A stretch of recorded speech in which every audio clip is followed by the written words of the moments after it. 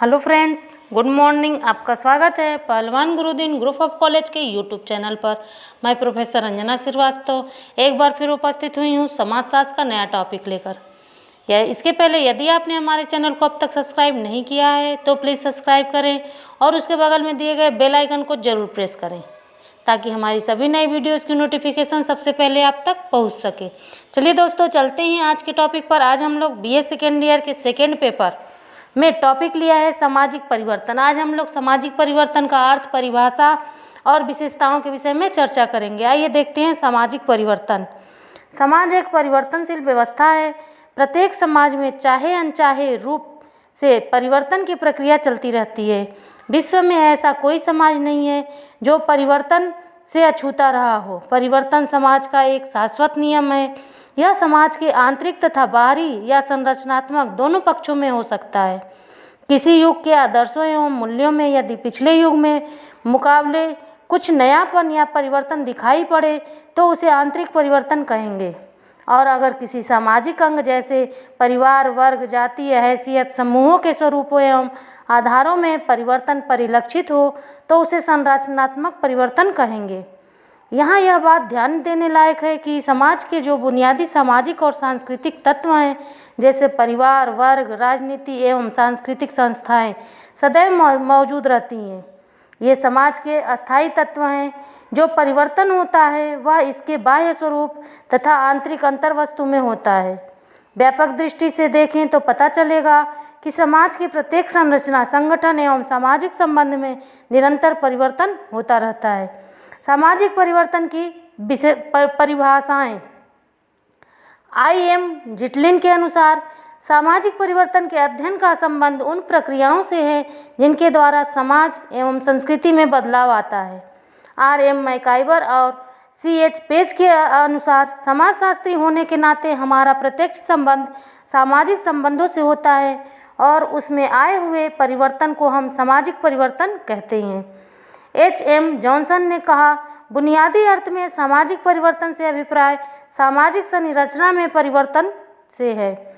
ऊपर की परिभाषाओं से स्पष्ट होता है कि परिवर्तन एक व्यापक प्रक्रिया है।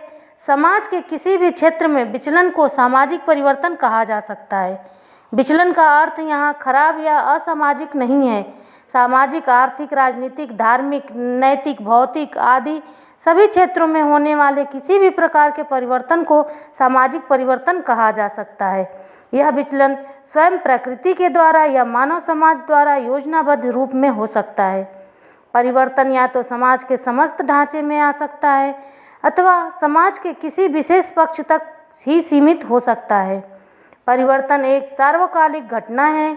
यह किसी न किसी रूप में हमेशा चलने वाली प्रक्रिया है। सामाजिक परिवर्तन की विशेषताएं। एक विश्वव्यापी प्रक्रिया, विविध स्वरूप, एक रेखीय या बहुरेखीय, अनियमित या सापेक्षित गति।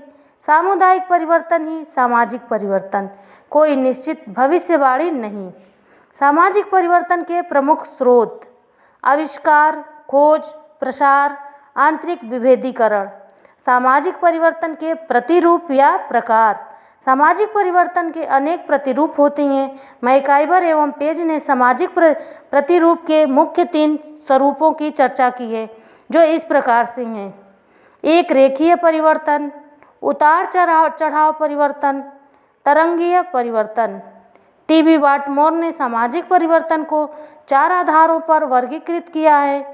परिवर्तन के स्रोतों के आधार पर, आंतरिक तथा बाह्य परिवर्तन, बृहद पैमाने पर पूर्वावस्था के आधार पर, परिवर्तन की गति के आधार पर, योजनाबद्धता या आकस्मिकता के आधार पर।